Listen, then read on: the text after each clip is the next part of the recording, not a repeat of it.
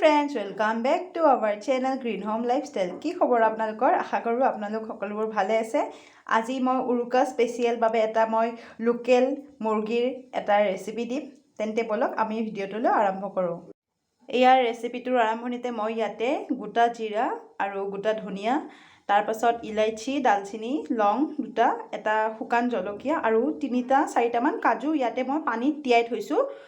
এইখিনি অকণমান সময় পানীত তিয়াই থ'ম, তাৰপিছত এইখিনি পেষ্ট বনাম আৰু তাৰপিছত লাহে লাহে মই ভিডিঅ'ৰ জৰিয়তে আপোনালোকক এই সামগ্ৰীবোৰ দেখুৱাই থাকিম। এতিয়া মই ইয়াতে কেৰাহীটো গৰম হ'বলৈ দিছোঁ আৰু ইয়াতে তেল দিছোঁ, প্ৰায় 4 চামুচমান ডাঙৰ চামুচেৰে দিছোঁ তেল আৰু তেলখিনি গৰম হৈছে।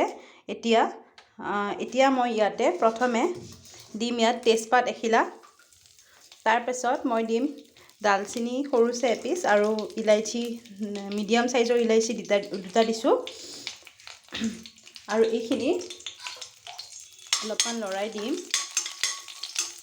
আৰু তাৰপাছত মই ইয়াতে মই দিম পিঁয়াজ ব্যৱহাৰ কৰিম। মই ইয়াতে পিঁয়াজ দি দিছোঁ। এইখিনি মই পিঁয়াজখিনি একেবাৰে মিহিকৈ চপ কৰি লৈছোঁ, একেবাৰে মিহিকৈ কৰিছোঁ। মানে যিমানে মিহিকৈ কৰিব সিমানে আপোনাৰ মাংসখন বনাবলৈ ধুনীয়া হ'ব। আৰু সকলোতকৈ ডাঙৰ কথা, মই আজি যিটো মই লোকেল মুৰ্গী বনাই আছোঁ সেইটো মই বনাইছোঁ কোনো ননষ্টিকি কেৰাহী নহয়, এইটো মই এটা লোহাৰ কেৰাহীত বনাইছোঁ।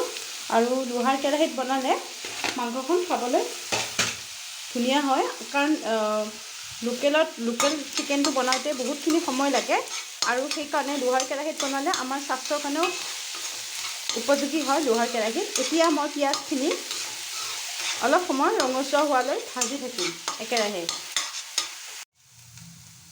চাওক ফ্ৰেণ্ড, পিঁয়াজখিনি প্ৰায় ৰঙচুৱা হৈ গৈছে আৰু এইখিনি সময়ত মই এতিয়ালৈকে ইয়াতে হালধি একো দিয়া নাই, অকল পিঁয়াজ দিছিলোঁ আৰু এতিয়া এইখিনি ৰঙচুৱা হৈছে। এতিয়া মই ইয়াতে মই যিখিনি মিহলি কৰি থৈছিলোঁ গুড়ি মছলা, সেইখিনি পানীৰে অলপ সময় তিয়াই থৈছোঁ। এতিয়া মই এইখিনি ধুনীয়াকৈ লৰাই দিম, ইয়াতে মিহলাই দিম আৰু ইয়াৰ পাছতে মই অকণ সময় চিমটো অলপ মিডিয়ামত ৰাখিব, এইখিনি ভজাৰ মছলাখিনি দিয়া যাতে জ্বলি নাযায়। এইখিনি দিয়াৰ পাছত এতিয়া মই ইয়াতে দিম লোকেল চিকেনখিনি আৰু এইখিনি প্ৰায় ইয়াতে মই চিকেনখিনি ধুই মেলি অকণ সময় নিমখ, হালধি, অলপমান ৰেড চিলি অলপমান দি এনেকৈ অলপ সময় মেৰিনেট কৰি থৈছিলোঁ, যাতে নিমখখিনিৰ ভিতৰত মাংসত ধুনীয়াকৈ সোমাই যায় আৰু ভাজোঁতে ধুনীয়াকৈ অলপমান নৰম হৈ থাকে। সেইটো কাৰণে মই আধা ঘণ্টামান এনেকৈ মেৰিনেট কৰি ৰাখিছিলোঁ আৰু এতিয়া মই এইখিনি ইয়াতে ভাজি থাকিম একেৰাহে। এইখিনি প্ৰায় আধা ভজা হৈ গৈছে আৰু এইখিনি সময়ত মই প্ৰথমতে দিম যিখিনি মই পানীত তিয়াই ৰাখিছিলোঁ যে গোটা জিৰা, গোটা ধনিয়া আৰু কাজু 3-4টা আৰু এনেকৈ জালুক দুটা, এনেকৈ লং, এইখিনি মই যে পেষ্ট কৰিছোঁ, এইখিনি পেষ্ট কৰাখিনি মই এতিয়া ধুনীয়াকৈ লৰাই এইখিনি ইয়াতে মিহলাই দিম আৰু তাৰপাছত মই ইয়াতে আদা, নহৰু আৰু এটা পিঁয়াজ, বিলাহী এটা এনেকৈ মিক্সিত পিচি লৈছিলোঁ, সেইখিনিও একেলগে ইয়াতে মিহলাই দিম। এইখিনি অলপ লৰাই দিলোঁ আৰু এতিয়া ইয়াতে এইখিনিও ঢালি দিম একেৰাহে। আৰু এইখিনি মছলাখিনি দিয়াৰ সময়ত মই গেছৰটো মিডিয়ামতে ৰাখিছোঁ আৰু এইখিনিও 5 মিনিটমান ভাজি ল'ম ধুনীয়াকৈ। চাওক ফ্ৰেণ্ডছ, এইখিনি 5 মিনিটমান মই ভাজি ল'লোঁ আৰু এইখিনি সময়তে মই ইয়াতে ব্যৱহাৰ কৰিম চামুচৰ জোখত ক'লা নিমখ। মই মাংসত ক'লা নিমখে ব্যৱহাৰ কৰোঁ, আমি ক'লা নিমখ খাওঁ, সেইটো কাৰণে ক'লা নিমখ দিছোঁ। আপোনালোকে যি খায় সেই দিব পাৰে, একো হেৰি নাই।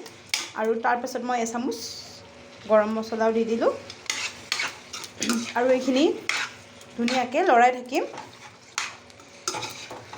যিমানে মাংসটো ভালদৰে ভাজিব সিমানে মাংসৰ সোৱাদটো বাঢ়ি আহিব আৰু এইখিনি এনেকৈ লৰাই ভাজিলোঁ আৰু এতিয়া মই ইয়াতে এটা বিলাহী, সৰু বিলাহী এটা মই কাটি এনেকৈ দীঘলীয়াকৈ কাটি দিলোঁ, এইটোও একেলগে দি দিলোঁ। যিহেতু মোৰ মাংস অলপ বেছি আছে গতিকে মই বিলাহী 2-3টা ব্যৱহাৰ কৰিছোঁ, সৰু বিলাহী। আপোনালোকে ডাঙৰ বিলাহী হ'লে 2টা ব্যৱহাৰ কৰিলেও হ'ব। এতিয়া মই বিলাহীৰ সৈতে এই মাংসখিনি আৰু 5-10 মিনিট ধুনীয়াকৈ ভাজি ল'ম। এইখিনি ভাজি ল'ম আৰু ভজাৰ পিছত এইখিনি মই ঢাকোন এখন দি অলপ সময় সিজিবলৈ দিম। ফ্ৰেণ্ড চাওক, মই ঢাকনিখন অলপ গুচাই দিলোঁ আৰু এতিয়া বিলাহীখিনিও ধুনীয়াকৈ গলি গ'ল আৰু মাংস ইয়াতে মই এতিয়ালৈকে পানী ব্যৱহাৰ কৰাই নাই আৰু এতিয়া বিলাহীখিনিও শুহি গ'ল আৰু এইখিনি সময়ত মই ইয়াতে ব্যৱহাৰ কৰিম গৰম পানী। গৰম পানী মই ইয়াতে দি দিম,